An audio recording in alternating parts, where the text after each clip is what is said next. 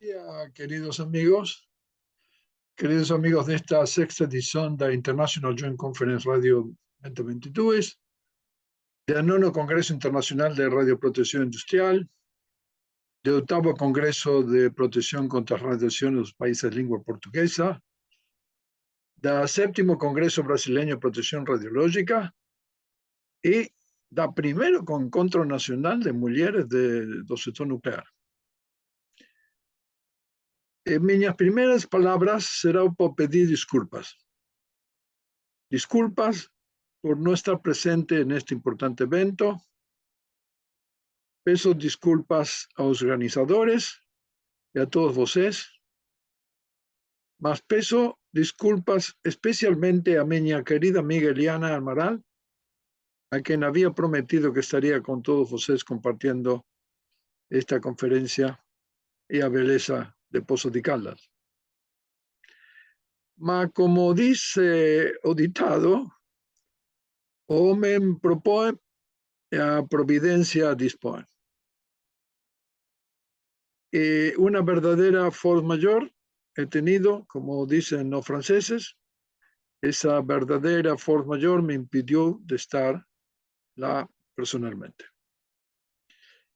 Preparé una presentación con base en los sistemas de protección radiológica y sus desafíos. Voy a tocar algunos temas que tocamos la semana pasada en la importante reunión que organizó mi amiga del Organismo Internacional de Energía Atómica. Y algunas cosas voy a tener que repetir aquí. Los slides están en portugués, ciertamente con muchos errores gramaticales, de los cuales pido disculpas anticipadamente. Y voy a intentar usar o mejor portuñol que pude.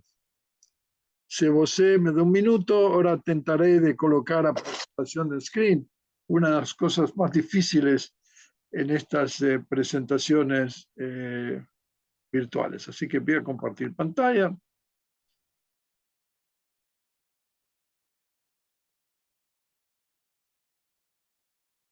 Y ahora voy a tratar de abrir acá.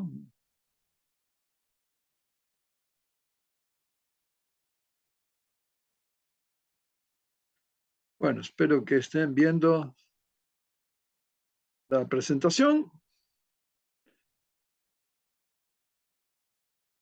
¿Qué sucede acá que no sale?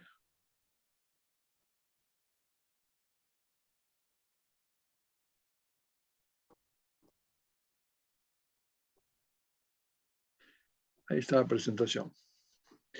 Con base en los sistemas de protección contra radiaciones y los desafíos futuros, de esto voy a hablar, como dije, con mi querida amiga Olvido Guzmán. Tuvimos varios de estos temas la semana pasada, en una muy importante reunión que supongo que ella que está ahí va a resumirles también. Quiero empezar con un libro portugués del Remendo de Historias Coloniales, las historias de la Comisión Internacional de Protección Radiológica. La propiedad de la radiación y de la radioactividad fueron observadas a pos de descubierta de estos fenómenos en el siglo XIX. Sus usuarios, los radiologistas de radioquímicos, querían se proteger de esta nueva amenaza. Y fue así que pasó en el inicio del siglo XX, la Comisión Internacional de Protección Radiológica y la ciencia o paradigma de que hoy llamamos protección radiológica comenzó en ese momento.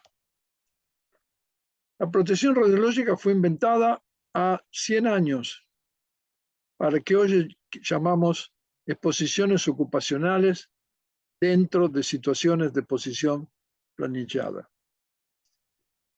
Esta situación de exposición originalmente se llamaba práctica.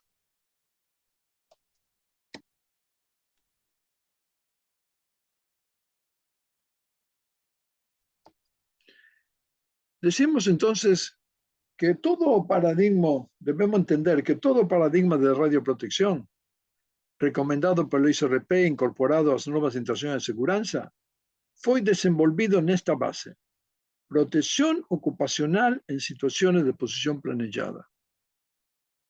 No otra cosa. Por casi un século, otras ambiciones se sumaron a este paradigma inicial, una después de otra. Primero, a protección de otros trabajadores, porque a primera no incluía protección solo de radiólogos.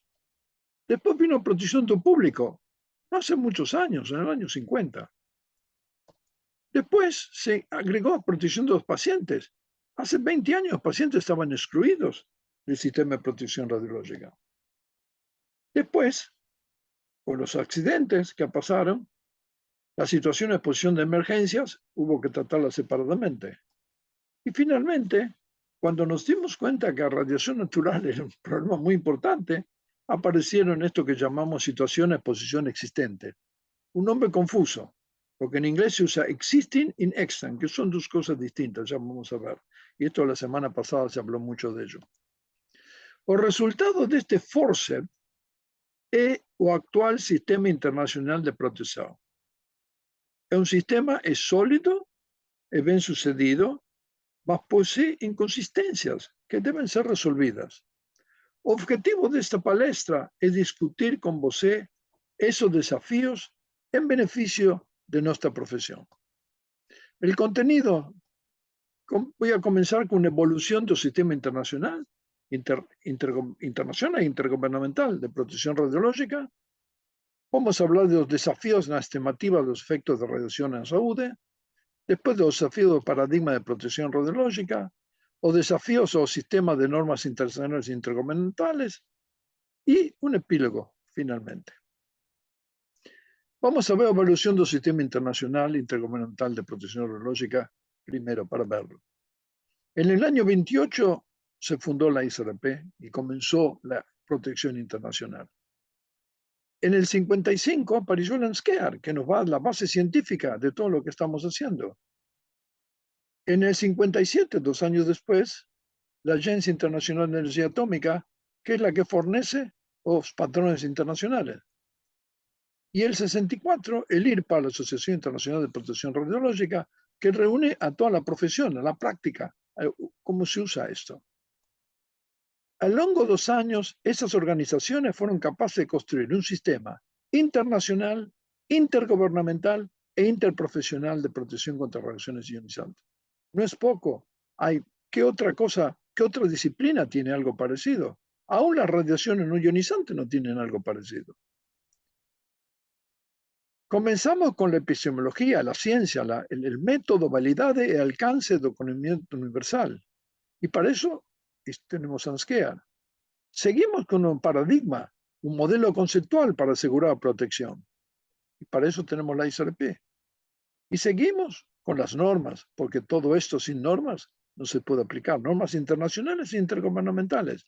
Y para eso tenemos la IEA. Y finalmente, la práctica profesional. Y el IRPA reúne a todos profesionales. Así que es un sistema muy sólido, muy grande, un sistema que es un suceso internacional e intergubernamental más significativo. Mas para que continúe a ser bien sucedido, debemos enfrentar sus desafíos.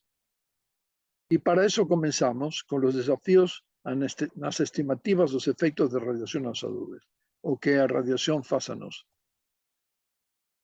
Veamos primero cuáles son las disciplinas científicas que contribuyen para nuestro conocimiento, porque todas esas disciplinas no opinan lo mismo sobre esto. Comenzamos con los radiopatologistas, seguimos con los radioepidemiologistas, los radiobiólogos y los radioproteccionistas. Los radiopatologistas diagnostican, atestan y atribuyen dolencias inducidas por radiación en individuos expuestos. Son los únicos que pueden ver dolencia en un individuo. Su posibilidad de atestación es limitada a efectos determinísticos y, por tanto, apenas altas dosis. Los radioepidemiologistas estiman prevalencia de efectos en la salud que pueden estar asociados a exposición a radiación en cohortes de personas, no en individuos, en cohortes de personas. El atestado es restricto a niveles de dosis donde pueden ser medidas estas mudanzas. Esto es importante, una limitación radioepidemiológica en la cual vamos a hablar. Y los radiobiólogos estudian las mudanzas biológicas atribuidas a radiación y a su progresión a través de las células, tejidos u órganos. Fornecen información científica sobre los mecanismos de inducción de efectos, mas no pueden atestar sus ocurrencias en individuos expuestos o en cohortes. Hacen una teoría, pero no pueden decir si este efecto ocurre o no. Y finalmente estamos nosotros, radioproteccionistas, ¿qué hacemos? Conjeturamos e inferimos riesgos de radiación con la base de la información que nos dan los radiopatologistas, los epidemiologistas y los biólogos. Y somos los responsables del paradigma para proteger a personas de radiación. Estas 4 profesiones a veces tienen visiones distintas de los temas, como vamos a ver. El primer desafío, no conocimiento de los efectos, es confirmar o que sabemos. Sabemos que la radiación interacciona con los núcleos de las células y sabemos que a veces mudan el DNA y a veces mutan el DNA. Generalmente no hay mudanza y a veces hay mudanza. Poca probabilidad, pero hay. Cuando hay una mudanza, con una probabilidad que es proporcional a la dosis, creemos, esta mudanza puede ser reparada y queda una célula viable o puede matar a la célula, una célula inviable, o puede dejar a la célula mutada, sobrevive mutada. Esto nos va a dar estos efectos estocásticos, como vamos a ver. Con la célula no es viable y hay muerte celular, aparecen los efectos determinísticos, como sabemos, que debido a abundante muerte celular pueden ser quemaduras más serias o muerte. Sabemos que estos efectos son raros de ocurrir, han ocurrido en algunos accidentes y en radioterapia por errores médicos han ocurrido estos efectos determinísticos, pero no ocurren habitualmente en las situaciones normales, porque los proteccionistas tratamos que se eviten. Cuando la célula es viable y sufre una mutación, esta célula que queda es la que produce efectos estocásticos. Y hemos estudiado efectos estocásticos en cáncer, hereditarios y prenatales. Para el cáncer sabemos que la radiación muta el ADN, puede haber falla en la reparación, la célula viable con genes de cáncer sigue, puede haber una promoción de tumor o convulsión maligna en la metástasis. Esto es la opinión relevante en este momento sobre la inducción de cáncer por radiación. Y esto los epidemiólogos lo han visto. ¿Dónde? En Hiroshima. Han visto una población que se expuso a muy alta dosis, comenzó a incrementarse la tasa normal de leucemia y después se incrementó la de tumores sólidos después de un prolongado periodo. Los números no son muy altos, pero hubo un incremento medible, absolutamente medible, a una población grande y que se expuso a más altas dosis. Hemos estudiado a los chicos, sabemos que tienen sensibilidades distintas, particularmente en la tiroides, y esto nos dio mucha información en el accidente de Chernobyl, donde, como ustedes saben, hubo una epidemia de cáncer de tiroides en crianzas. Y hemos estudiado la radiación de un embrión, y afortunadamente solamente a altas dosis hay efectos, pero hay, por supuesto, efectos en el embrión por la radiación. Y además hemos estudiado las variaciones de dosis en otros animales y plantas. Y hemos visto algo que ya Darwin nos hubiera dicho que era así, que cuanto más antiguo en la evolución es el animal o la planta, más resistente es a la radiación. Los virus y las bacterias son los más resistentes, pues bien los insectos, los reptiles, peces, plantas superiores, pájaros, finalmente los mamíferos son los más sensibles, y dentro de los mamíferos el hombre, que es el último de los mamíferos, es el más sensible de todos. Esto que sabemos lo resumió las Naciones Unidas en una curva, en una descripción que puede ser leída por los diplomáticos de Nueva York, que no saben mucha matemática. Es decir, es una relación entre probabilidad de efecto y la dosis. Se habla de dosis muy baja, moderada, alta, y se ve que la probabilidad es muy baja al principio y que después se hace muy alta y se hace asintótica a certeza, a probabilidad 100% con dosis muy alta, donde aparecen los efectos determinísticos. Pero es importante que este gráfico dice, y vamos a volver a ese tema, claramente, que en dosis altas los efectos son clínicamente observables en individuos, solamente en dosis altas. En dosis medias son estadísticamente observables en las poblaciones, no en individuos. Y en bajas dosis no son observables, son biológicamente plausibles. Esto es lo que ha sido aprobado por las Naciones Unidas, por la Asamblea General, por todos los países del mundo.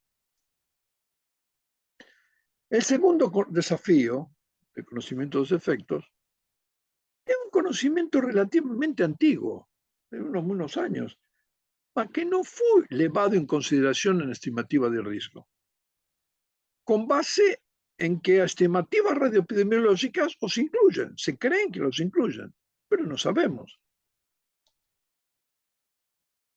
Estos efectos que no fueron elevados en consideración de riesgo son muchos.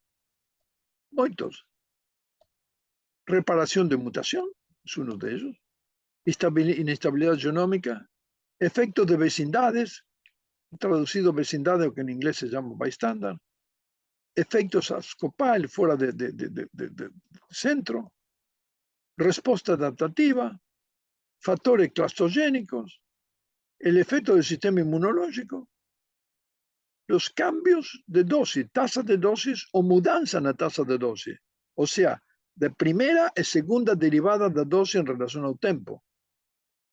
Un cambio que puede ser muy importante.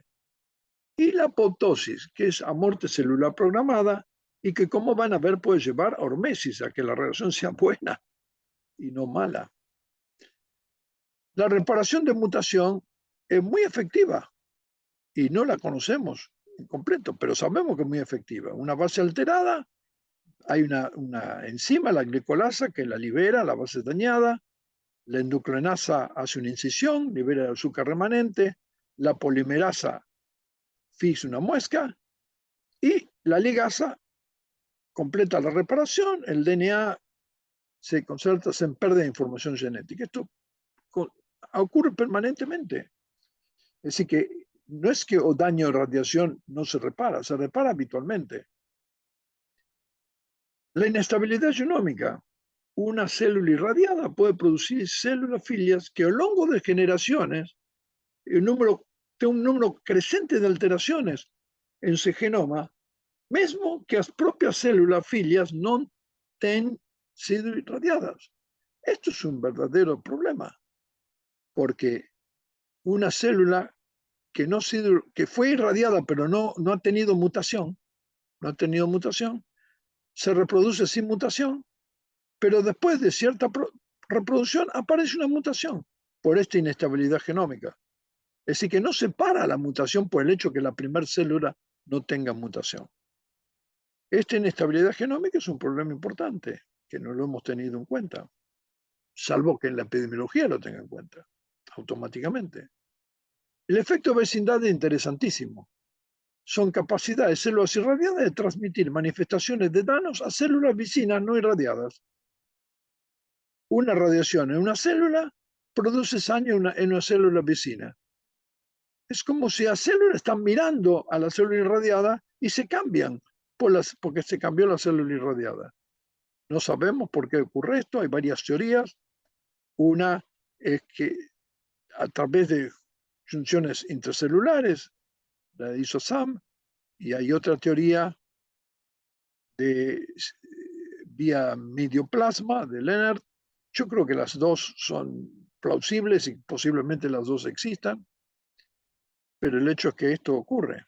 Efectos Astokay, una respuesta significativa en un tejido físicamente separado de la región del cuerpo expuesta a radiación, otro efecto que los radioterapeutas conocen muy bien. Factores clastrogénicos inducidos, o plasma sanguíneo irradiado puede contener factores clastrogénicos capaces de inducir daños cromosómicos en células no expuestas. Esto se ha visto en el laboratorio. El sistema inmunológico que está ahí para cubrirnos, para que no tengamos cáncer, entre otras cosas. Y la radiación tiene efectos en el sistema inmunológico. Se han visto efectos supresivos, se han visto efectos estimuladores y no se han visto ningún efecto. No sabemos simplemente cómo funciona el sistema inmunológico con la radiación, no lo sabemos. Y finalmente esta apoptosis, que verán que puede producir hormesis. La muerte celular programada, que llamamos apoptosis, es imprescindible para el desenvolvimiento de los tejidos de un ser humano saludable. La radiación induce apoptosis. Y si ocurren en células que habían sido mutadas por la radiación, esa apoptosis es buena y puede inducir hormesis porque mata a células que habían sido mutadas. Es decir, aquí tiene una célula que muere por apoptosis. La muerte celular, un suicidio programado. Esperamos que la apoptosis es mayor, sabemos que es mayor con la dosis. Cuanto más dosis, más apoptosis. Así funciona la radioterapia. Ahora, imagínense que cuanto más dosis también hay más carcinogénesis. Imagínense que las curvas se cruzan. Si se cruzan, por abajo de este punto hay hormesis, porque la apoptosis es mayor que la carcinogénesis. Yo tengo dudas que esto no ha sido probado, es una teoría, y tengo dudas que ocurra por un montón de problemas, pero respeto mucho a los biólogos que creen esto y lo presentan. Y finalmente la respuesta adaptativa. Esto es muy interesante. Hay una capacidad comprobada de células para resistir mejor a daños causados por la radiación en la exposición anterior a una menor radiación. Les ponemos células a una pequeña radiación, después a mucha radiación y el daño es menor. Es como si la célula se prepara para el nuevo daño. Bueno, si existe una respuesta adaptativa y su dinámica varía con la tasa de dosis, podemos preguntarnos si la primera derivada de la dosis, es decir, la tasa de dosis, y la segunda derivada de la dosis, es decir, el cambio de la tasa de dosis, deberían influenciar o no el riesgo. Y esto es importante por lo que van a ver. ¿Qué pasó en Hiroshima y Nagasaki? La dosis subió altamente en el momento de explosión. Antes era muy baja. Es decir, que hubo un cambio violentísimo de la primera derivada, la tasa de dosis, y un cambio igualmente violentísimo de la segunda derivada, del cambio de tasa de dosis. ¿Y qué sucede en las situaciones comunes de exposición a la radiación? La dosis sube lentamente en el tiempo. La tasa de dosis normalmente es casi constante, en muy pocas profesiones cambia mucho. Y la segunda derivada es cero. Prácticamente no cambia la tasa de dosis. Bueno, estas dos condiciones son muy distintas y nosotros estamos usando información de Hiroshima y Nagasaki para decir qué sucede en estas situaciones comunes de exposición. Es una extrapolación muy grande. El tercer desafío al conocimiento dosis de los efectos son las limitaciones epidemiológicas. La epidemiología está para medir epidemias y con radiación no hay epidemias. Ha habido una epidemia en Hiroshima y la epidemiología ahí lo ha medido. Ha habido una epidemia de tiroides después de Chernobyl, el cáncer de crianzas, pediátrico, y la epidemiología ahí lo mide. Pero en lo demás no hay epidemias.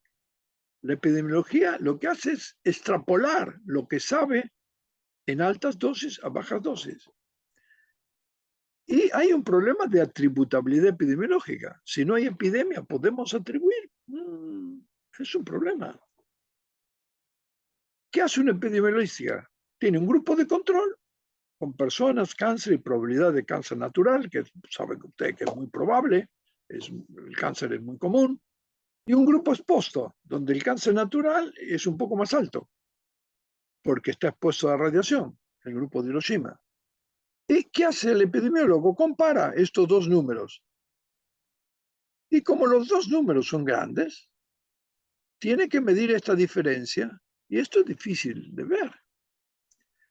Se puede deducir matemáticamente qué necesita el epidemiólogo para poder ver algo. Y la significancia está dada por esta ecuación. El número de personas que necesita el epidemiólogo depende del cuadrado de la dosis.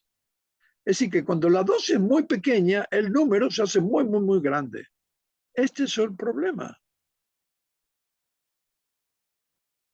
Esa ecuación en una gráfica log-log da una línea que marca dos zonas. La zona donde se puede atribuir, porque se puede ver estadísticamente, y la zona donde no se puede atribuir, porque no se puede ver estadísticamente. No hay atribución aquí. Y cuando hacen los números, van a ver que para una dosis de 1 milisievert, el epidemiólogo va a necesitar 10 a las 9 personas para ver algo, si hay un incremento de 1 milisievert.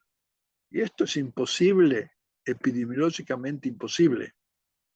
En Hiroshima hubo alrededor de 100.000, 86.000 personas extra que no murieron y a las cuales se las estudió. Y la dosis fue muy alta. Y aún así está en el límite de la atribución, como van a ver. Estos son los valores de Hiroshima y Nagasaki de la cohorte. Los 100 milisievert, 86.000 personas están apenas arriba de la línea. Si hacen la cuenta van a ver que el sigma allí fue de 2.3. Y los estadísticos saben que cuando el sigma es menor de 2 no puede ver nada realmente. Para efecto hereditario es más complicado, la curva se va para arriba. Y necesitan 10 a 12 individuos para un milisievert. No hay en todo universo tantos individuos, así que es imposible ver efectos hereditarios. Entonces, ¿cuál es en tanto verdadero riesgo de dosis bases? Realmente no sabemos. Puede ser lineal, como suponemos, ya van a ver por qué. O puede ser más alto, o puede ser más bajo, o puede ser hormético, como esta curva, es decir, que se hace positivo. Aquí hay más cura que daño. No tenemos los datos, pero sabemos algo. Lo que sabemos es que el riesgo, si existe, es muy, muy bajo, porque no lo podemos ver. Somos los únicos que estamos tratando de ver un riesgo que no podemos ver. Y acá hay una reflexión importante. Ustedes saben que el riesgo derivado de Hiroshima es alrededor de 5% por sievert. ¿Qué solemos decir los radioproteccionistas habitualmente?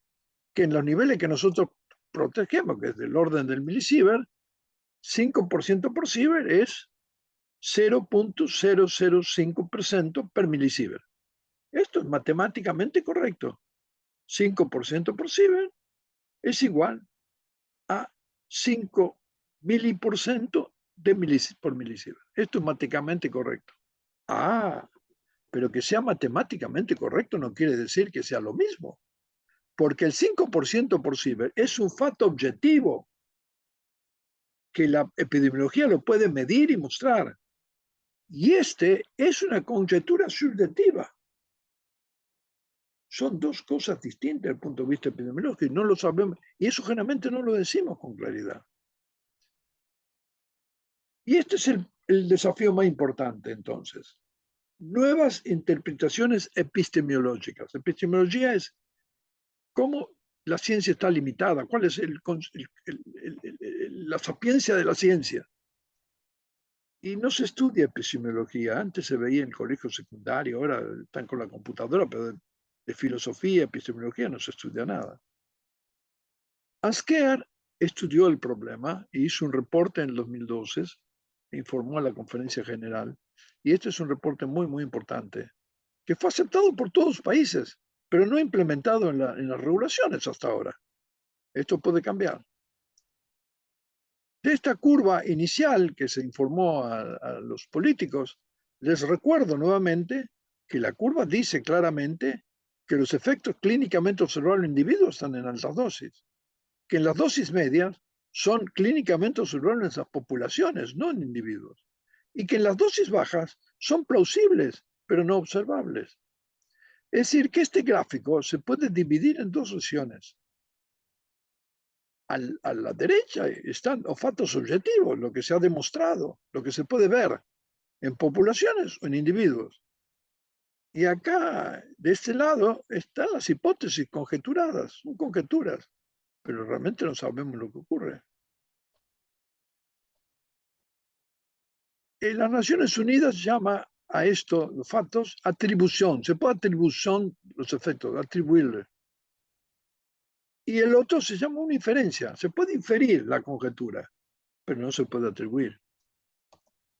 Más aún, se puede hacer una división adicional porque sabemos que en altas dosis la atribución puede ser individual porque hay diagnóstico. Y en dosis medias, la atribución puede ser solo colectiva por epidemiología, no individual. Y en bajas dosis, una inferencia con objetivo de protección solamente. Anskia tiene varias conclusiones, informes muy grandes, no voy a resumir acá, pero hay dos muy importantes. Una, que los efectos hereditarios, por las razones que vimos, no pueden ser atribuidos a radiación. Olvidémonos del miedo de los efectos hereditarios que mucha gente tiene. Y el segundo, muy importante, es que aumentos de incidencia de otros efectos sobre la salud no pueden ser atribuidos a una exposición crónica a bajo nivel de radiación. Si a bajo nivel de radiación no se pueden atribuir efectos. Uno puede conjeturar riesgo, inferir riesgo, pero no atribuir efectos. Hay un nuevo relatorio de OIA que fue publicado la semana pasada, así que es fresco, y que puede alterar todo esto en la normativa, porque hasta ahora esto ha sido ignorado en la normativa. Esto fue publicado, habla de la atribución de los efectos y la inferencia de riesgo y la consideración para los estándares de seguridad. Así que yo he colaborado en este documento, pero todavía no lo vi como quedó el final, así que no puedo dar una palabra final, pero está en la web desde hace 2 días, 3 días solamente. Lo pueden bajar de la web. Vamos a la parte cuarta, que es el desafío para el paradigma ahora, para el modelo.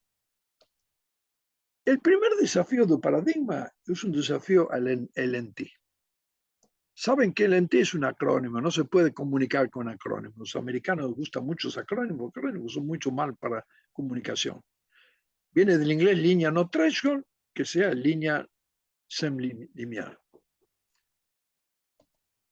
Hay diferentes interpretaciones del LNT, por eso era importante hablar de las profesiones.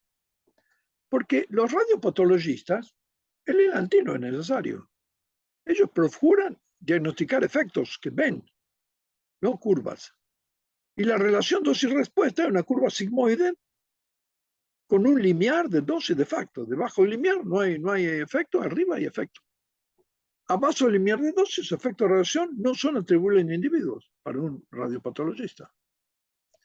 Para el radiobiólogo, el LNT es una premisa que postula que un determinado incremento en la dosis produciría un incremento directamente proporcional a la probabilidad de incurrir efectos celulares que podrían evolver en malignidades o efecto hereditario. Una premisa. Si esto pasa, yo creo que va a pasar todo esto, pero no lo puedo probar. Los radioepidemiólogos, que se debieran ocupar de epidemias, como dije, han hecho una conjetura, en la cual la incidencia de efectos que fueron medidos en situaciones de exposición a radiación a dosis alta es presumido ocurrir igualmente en situaciones de exposición a radiación envolviendo bajas dosis, a pesar de no ser posible obtener evidencia epidemiológica por lo que vimos. Es decir, que es una conjetura grande, ¿no? Y para los radioproteccionistas, ¿qué es el LNT para nosotros? Es un modelo operacional práctico para gerenciar a protección contra dosis adicionales independientemente del nivel de dosis acumulada. Y esto es importante para la protección ocupacional, post-trabajadores. ¿Por qué? Imagínense que la curva de probabilidad versus dosis no fuera lineal, que fuera así, curvilínea. Comienza en la incidencia de fondo y dosis de fondo, porque no puede haber, de ahí no puede haber menos dosis que la dosis de fondo, menos incidencia que la dosis de fondo. Y entonces, cuando el trabajador comienza a trabajar, un delta de dosis le produciría un delta de probabilidad que tenemos que protegerlo contra ese delta de probabilidad. Pero si sigue trabajando, el mismo delta de dosis le va a producir un delta de probabilidad distinto. Debíamos protegerlo más. Es decir, que a medida que se queda, hay que protegerlo más y más y más y más si no fuera lineal.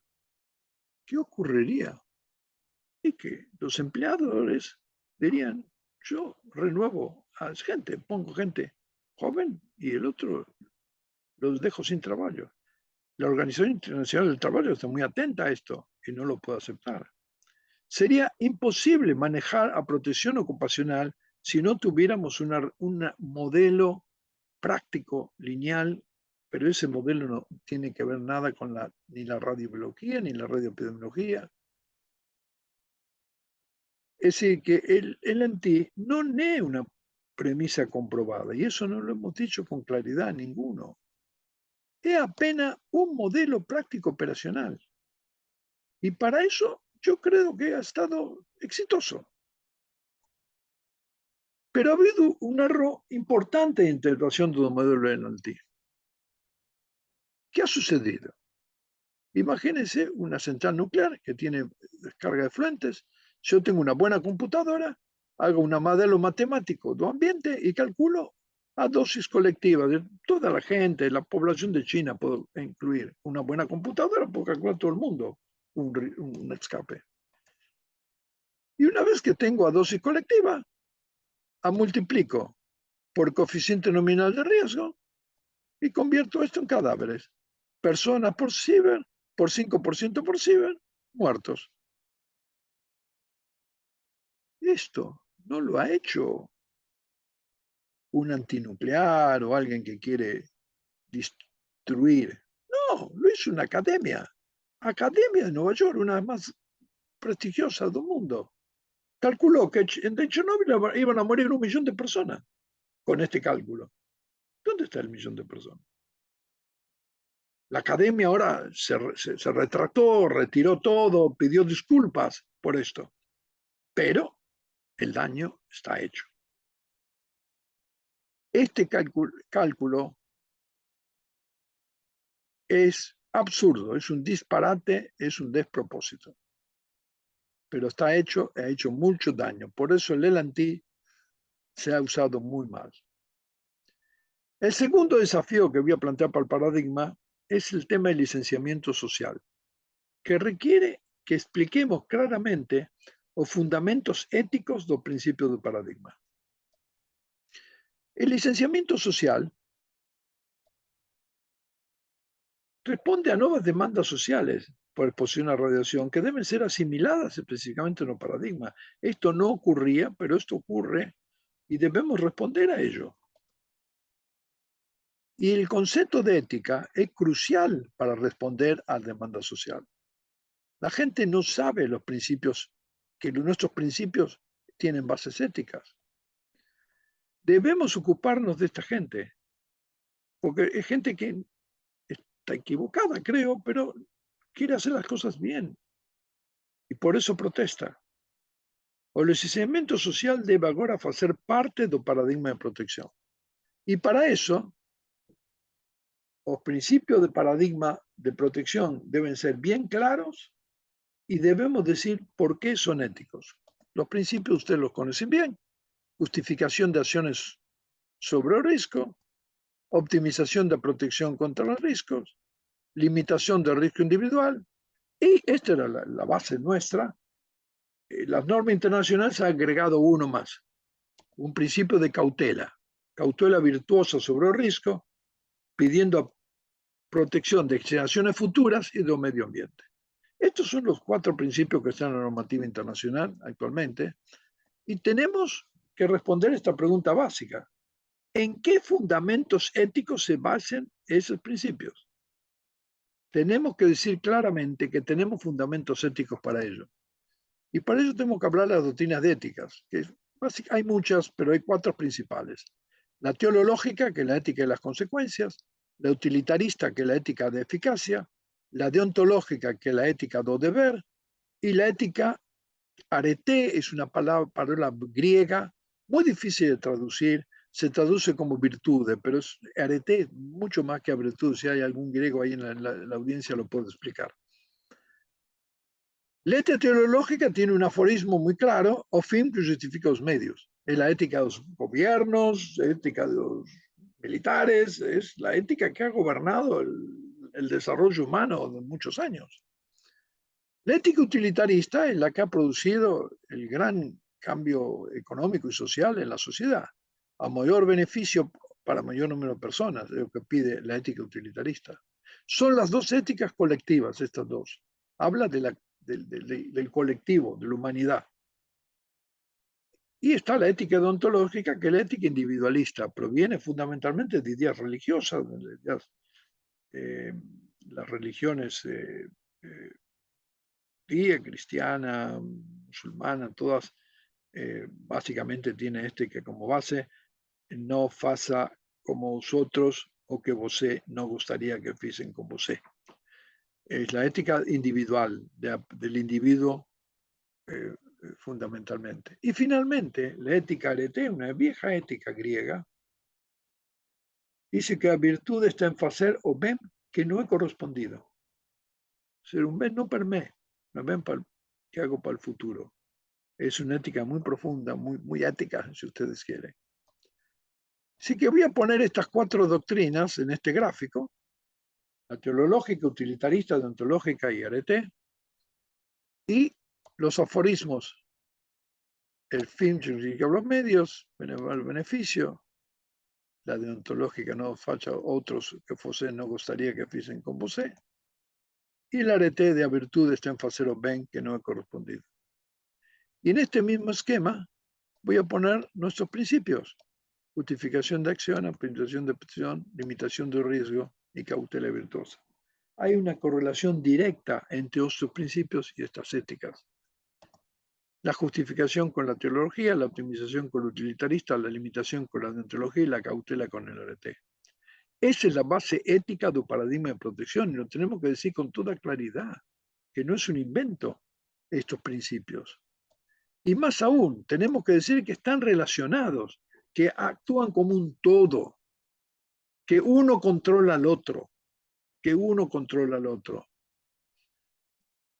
Y el ICRP ha reaccionado sobre esto un poco tardíamente, porque en las recomendaciones del ICRP, salvo en una, de la cual no voy a hablar porque yo fui uno de los autores, pero no se ha hablado de ética mucho, así que ahora ha reaccionado con una publicación sobre ética, la 138.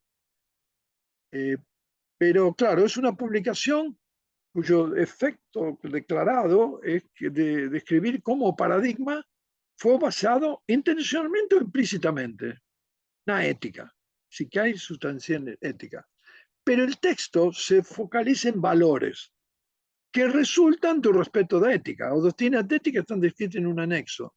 Creo que editorialmente yo hubiera hecho al revés, hubiera puesto el texto y después los valores, pero en fin, pero está todo.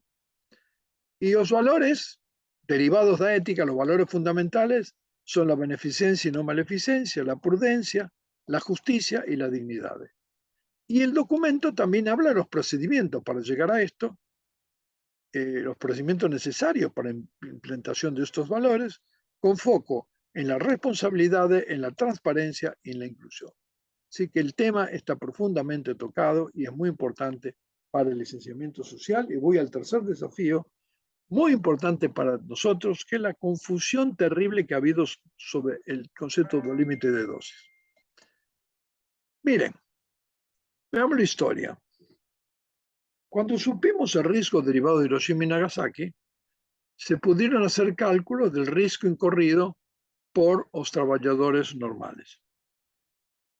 Esto lo hizo un epidemiólogo inglés muy conocido, y hay una publicación del ISDP, y comparando los riesgos incurridos por un trabajador normal, tiene un riesgo, y en Inglaterra están muy bien protegidos, así que no es un riesgo más alto que en otros países.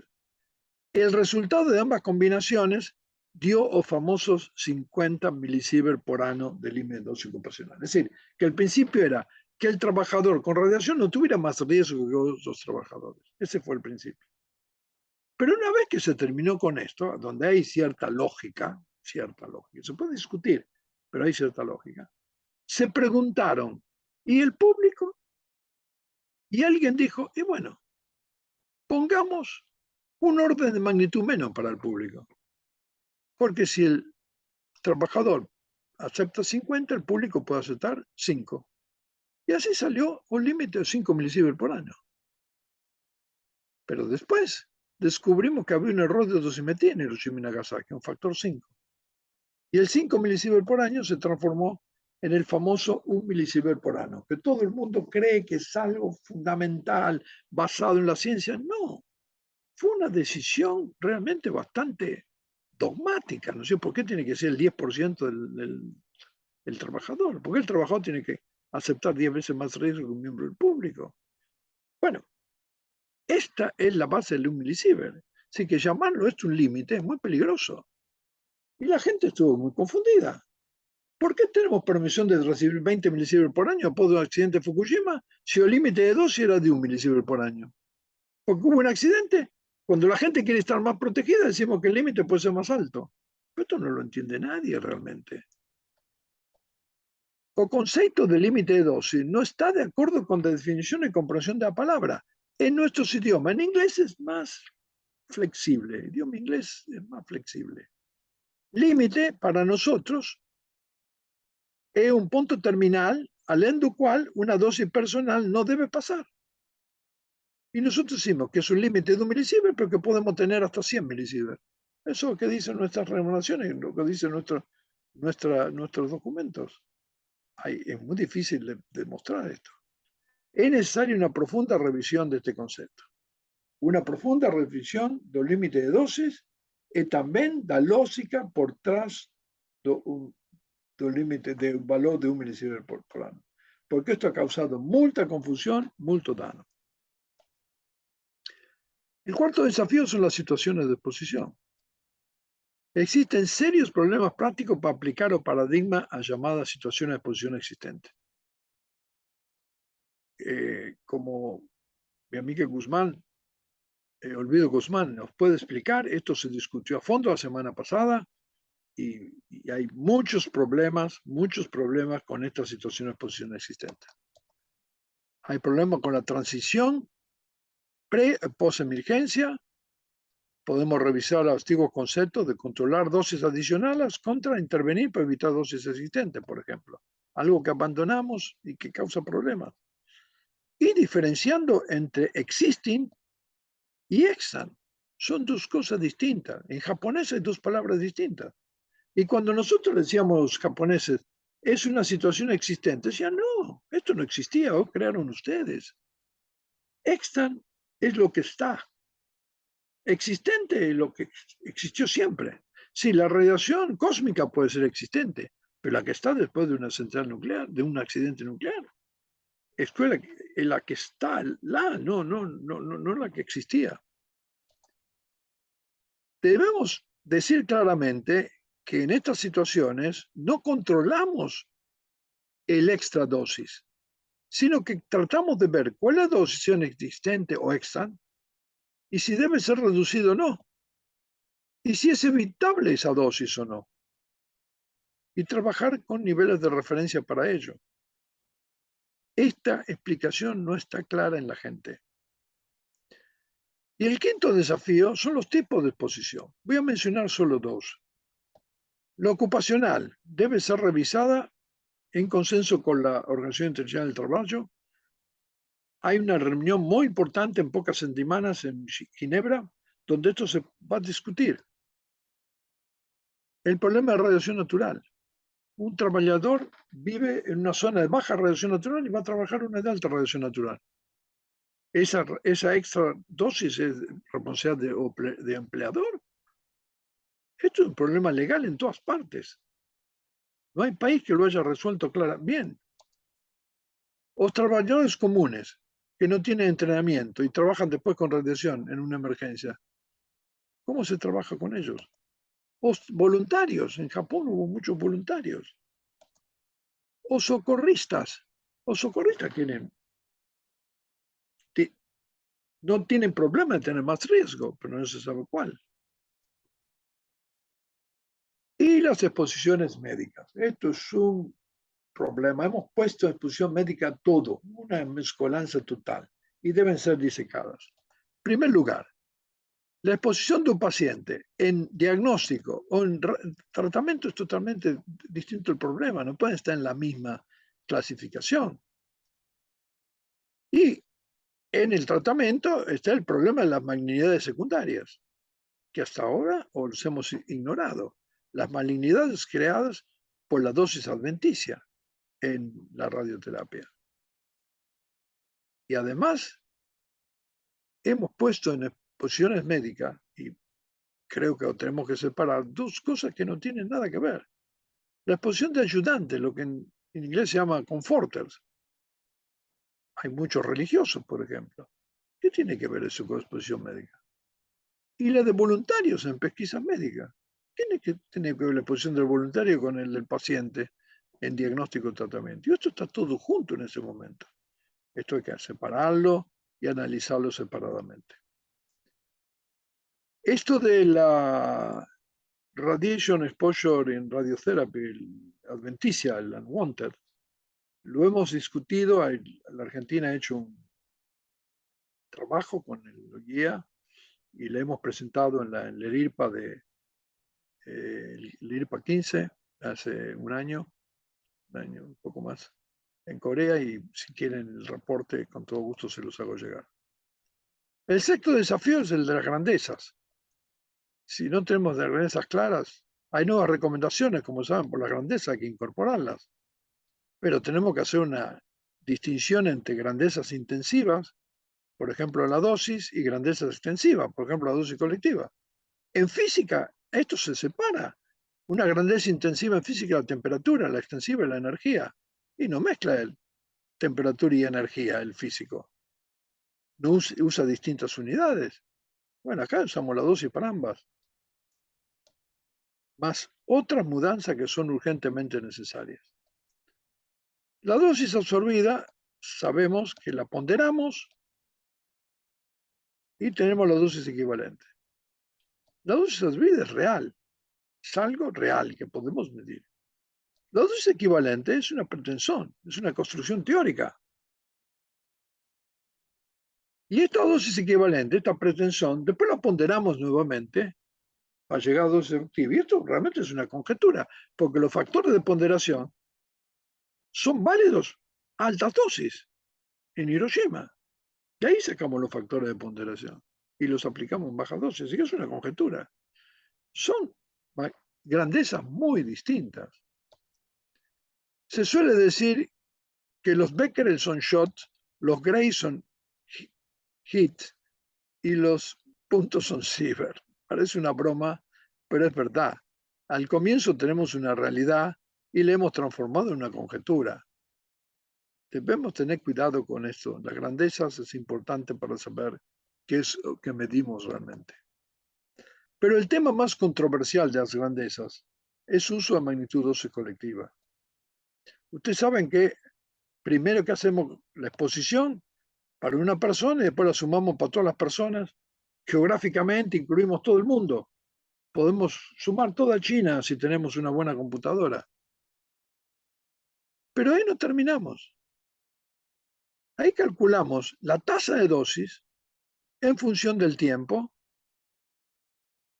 y esta relación calculamos toda esta área, así hacemos la integral de la tasa de dosis por el tiempo, y eso que llamamos dosis colectiva. Es la dosis colectiva integrada a lo largo de un tiempo. Tenemos que decir claramente que si a las demás industrias harían esto, estarían todas paradas, porque la integral total de todos los demás polutantes es infinita. En radiación, la integral converge porque la radioactividad decae y por eso es convergente a integral. Bueno, tenemos que verlo porque estamos haciendo comparaciones complicadas.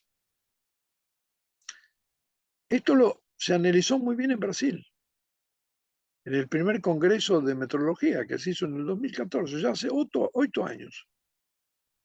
Hay un proceeding muy bueno. Ahí presentamos un trabajo con Carlos Eduardo y Hispanos de Argentina, presentamos un trabajo discutiendo todo esto, y ahora lo hemos agrandado esto, y en Corea presentamos un trabajo sobre los challenges de las grandezas.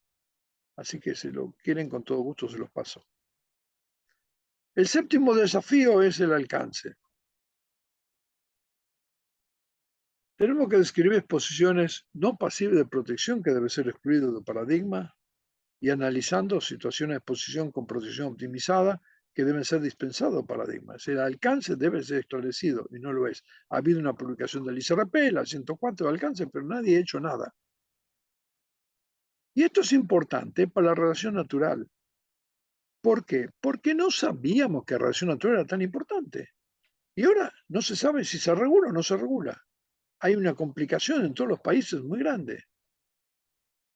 La exposición a radiación natural básicamente no fue considerada en la construcción del paradigma. Ese lapso original precisa ser corregido. Las Natural Uranium Radiation, Radioactive Material, las NORMS, precisan de una consideración especial. Estas NORMS tienen un abordaje inconsistente e incoherente en relación a los patrones de seguridad de radiación para fuentes artificiales. No podemos usar lo mismo. ¿Cuál es el desafío? Agora é o momento de establecer o alcance dos padrões de segurança de radiação para nós. O alcance do paradigma para nós tem sido ambíguo, vago, oscuro, incerto, indefinido. En última análisis, confuso. La gente está confundida con el tema NORMS y esto debemos aclararlo. Creo que en esta conferencia va a haber mucho de eso. O alcance de controles debe ser esclarecido. A situación no protegibles deben ser excluidas de la legislación, no de la norma, la legislación. Y a situaciones cuya protección ya es óptima deben ser eximidas de la regulación. Los romanos ya habían descubierto eso hace 2000 años, cómo legislar o regulamentar insignificancia. Y la insignificancia no es necesariamente una trivialidad. Son situaciones que no precisan ser reguladas por varios motivos. Ellos usaron el concepto de de minimis non curat lex, causa de no preocupación para el legislador, no regulador, o legislador, arriba regulador. Y el de minimis non curat pretor, que es la causa de no preocupación para el regulador. Son dos causas distintas y ambas importantes. El desafío es usar esos conceptos tradicionales de minimis non curat lex y de minimis non curat pretor para lidiar con desafíos de SNORMS u otras situaciones de exposición. El octavo desafío del paradigma, y terminamos en la contaminación. Qué término terrible. Contaminación es un concepto religioso. Se usa para el alimento, viene de contaminare, alimento que por motivo religioso no se puede ingerir. Kosher para la religión judía, alimento con sangre para el cristianismo en Pascua. Eso es contaminación. ¿Cómo la gente va a creer que le decimos la contaminación es baisa? No se entiende. El medio de contaminación causa daños psicológicos, estragos económicos. Y esto es importante para nosotros. Es importante el tema de contaminación en tierra, el tema de contaminación por residuos, pero lo más importante, el tema de contaminación en bienes de consumo, porque nuestros países producen bienes de consumo. Un momento propicio para lidiar con esas cuestiones con clareza. De nuevo, en IRPA hemos presentado un trabajo sobre radioactividad en bienes de consumo usados para consumo público uso, donde se presente el trabajo que hicimos con el guía sobre este tema y que la semana anterior se discutió mucho allí en Pozo de Caldas. Y voy a ir a la parte 5, entonces, la final de mi, que son los desafíos sistema de normas. Después de resolver estos desafíos, tenemos que resolver esto en las normas. Así que hay muchos problemas en las normas, yo no voy a repetir todo. Lo que dije antes aplica a las normas también. Pero hay un problema del cual creo que no nos hemos dado cuenta de lo importante que es. Y es importante que la radiación es el único fenómeno que afecta a Women que posee un sistema de protección internacional intergubernamental. ¿Qué otra industria posee un sistema semejante con toda esta normativa internacional? Ninguna. Así que tenemos que estar orgullosos de este sistema. Pero hay un desafío. En este sistema hemos puesto juntos normas e estándares. Fíjense, hay una diferencia de traducción. O termo estándar en inglés fue traducido en español como norma y no como estándar, que es una palabra en española. En francés como norm y no como estándar. En ruso como normi y no como standardni. En árabe como miajir, que quiere decir norma, y no como al-Qaeda, que quiere decir estándar. Solo en chinés usaron la palabra para estándar y no para la palabra para norma. Bueno, obviamente hay un problema acá. ¿Es solo de traducción? No. Hay una resolución de la Junta de Gobernadores de la OEA donde dice, sí, son las dos cosas juntas. Pero esto es un problema, porque los estándares, un estándar, no es lo mismo que una norma. Ni en inglés, ni en castellano, ni en portugués. Estándar quiere decir nivel de realización. Es de latín stender, denotando una bandera estiada en un mastro como punto de encuentro, lo usaban los romanos. Es el nivel de realización global. Eso es un estándar. En cambio, una norma es un precepto, una regla. Viene del latín norma. Quiere decir el escuadro carpintero. Es un precepto, una regla. Son dos cosas distintas. Y las estándares de la OEA, o normas de la OEA en español, tienen las dos cosas. Y más aún, en algunos documentos juntas, mezcladas. Algunos documentos son estándares puros, como los principios, por ejemplo. Pero hay otros que están las cosas mezcladas y eso produce mucha confusión. Por tanto, por design o por acaso, este cuerpo de padrões internacionales reúne los dos, reúne estándares y reúne normas. Eso debe ser corregido. Por ejemplo, dentro del sistema internacional, los estándares, lo general, son aplicables a las normas, porque los estándares son aplicables a todo. Pero las normas no son necesariamente aplicables a las normas, pues son específicas para cada cosa. Y no hemos desarrollado normas específicas para las normas. Y epílogo es que precisemos resolver estos desafíos y hacer mudanzas en la comprensión de los efectos de radiación, en un paradigma de protección y en las reglamentaciones de seguridad. Y les digo, ninguna mudanza acontece por milagro. Es preciso luchar y nunca desistir. Creo que esa es nuestra responsabilidad como profesionales. Y nosotros, los latinoamericanos, debemos estar orgullosos de haber sido los primeros en establecer normas legales para seguridad radiológica.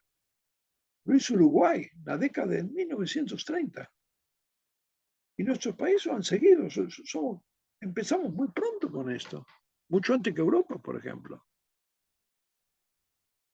Somos únicos hoy en tener un foro de reguladores radiológicos que informa, reporta a los jefes de Estado. Hay otros grupos de reguladores, en Europa hay uno, pero es un club de amigos, no reporta. El nuestro, todos años, reunión de jefes de Estado iberoamericanos. Hay un reporte de nuestros foros reguladores. Es decir, que estamos bien organizados. ¿Y por qué entonces no podemos promover esta mudanza nosotros? ¿Por qué tenemos que esperar el Omaná del norte? Lo podemos hacer. Y recuerden lo que decía Madame Curie, nada en la vida debe ser temido, apenas debe ser entendido.